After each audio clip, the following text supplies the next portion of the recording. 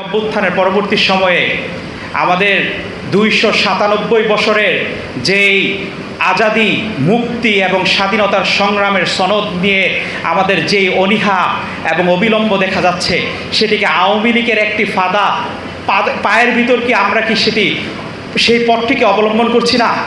আমি একটা কথা বলতে চাই, এই জুলাই কোনো একটি রাজনৈতিক দলের জন্য নয়। এই জুলাই হচ্ছে গোটা বাংলাদেশের আপামর সাধারণ জনতা এবং ছাত্র প্রকৃত মানুষের জন্য এই আন্দোলনটি ছিল।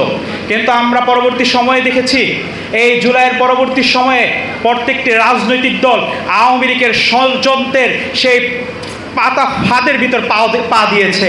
কিন্তু আমরা চাই একটি সুন্দর বাংলাদেশ গড়তে হলে তাহলে আমাদেরকে ঐক্য এবং ঐক্যবদ্ধ হয়ে আমাদের একটি সুন্দর সুশৃঙ্খল বাংলাদেশ তৈরি করতে হবে। আমি দেখেছি এই জুলাই অভ্যুত্থানের পরবর্তীতে আওয়ামী দোসরদের প্রতি এই প্রশাসন যেই সফট কর্নার দেখিয়েছিলেন এবং আমাদের মাননীয় সিটি কর্পোরেশনের প্রশাসকের সাথে পূর্বে গণ অভ্যুত্থানের পূর্বে যেই অত্যাচার জুলুম দেখিয়েছিল, এই প্রশাসন কি আইবির জন্য কি সেই জুলুম তার সাথে কি করেছে? তার সাথে সহানুভূতি আমরা দেখেছি। কেন এই আওয়ামী লীগের ফেসিবাদের প্রতি এরকম সহানুভূতি আমরা দেখব? আমরা এরকম আওয়ামী লীগের দোসরদের প্রতি কোনো সহানুভূতি দেখতে চাই না। কিন্তু যখন আমরা দেখি তখন এক একটি সুশীল সমাজ বলে এটি নাকি মব। যখন সাখাওয়াত সাহেব অ্যাডভোকেট আব্দুল আলামিনের হাত যখন ভেঙে জেলে বন্দি করে রেখেছিল, তখন কি এটি মব ছিল নাকি এটি কি ছিল? এটি তাদের একটি ষড়যন্ত্র ছিল। তারা চায় বাংলাদেশে আবারও এই গণ অভ্যুত্থানকে ষড়যন্ত্র এবং মব নাম আখ্যা দিয়ে আবার আমাদেরকে চায় বিনষ্ট করার জন্য, আমাদেরকে ঐক্যকে নষ্ট করতে চায়।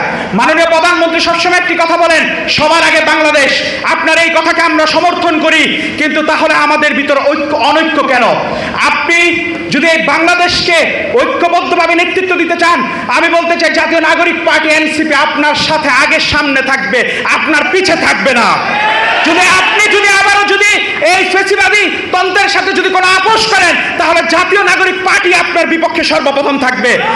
বন্ধু হয় দুই ধরনের, একটি বন্ধু হয় প্রশংসা করে তার নিজের ফায়দা লোটে, আর আমরা সেই বন্ধু আপনার ভুলকে দেখিয়ে দিয়ে আপনাকে সঠিক পথে চলার ব্যবস্থা করব এবং আপনার পাশে সর্বপ্রথম থাকব।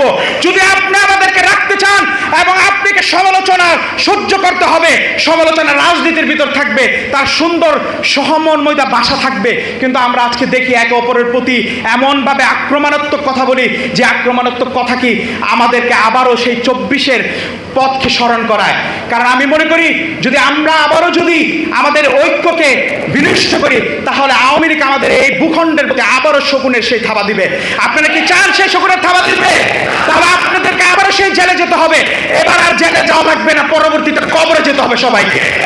আমি বলতে চাই, যদি এই আন্দোলনকে আপনারা বিপ্লবের রূপ না নেন, আমি বলি সর্বপ্রথম এর জন্য ক্ষতিগ্রস্ত হবে এনসিপি আর বিএনপি এবং জামাত। অন্য কোনো এই সুশীলরা কোনো ক্ষতিগ্রস্ত হবে না এবং এই প্রশাসনও কখনো কোনো ক্ষতিগ্রস্ত হবে না। আমি বলবো স্পষ্ট ভাষায়, এই প্রশাসনের যে আওয়ামী লীগের সাথে যে সহমর্মিতা দেখাচ্ছে, এর বিরুদ্ধে এনসিপি, জামাত এবং বিএনপিকে ঐক্য হয়ে কথা বলতে হবে।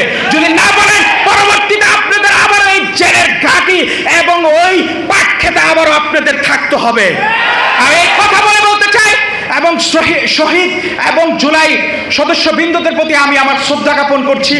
এই জুলাই সফল হবে এবং আজ হোক এবং কাল হোক, এই বিপ্লব এই বাংলাদেশে প্রতিষ্ঠিত এবং তার পূর্ণ সফল হবে ইনশাআল্লাহ। আসসালামু আলাইকুম।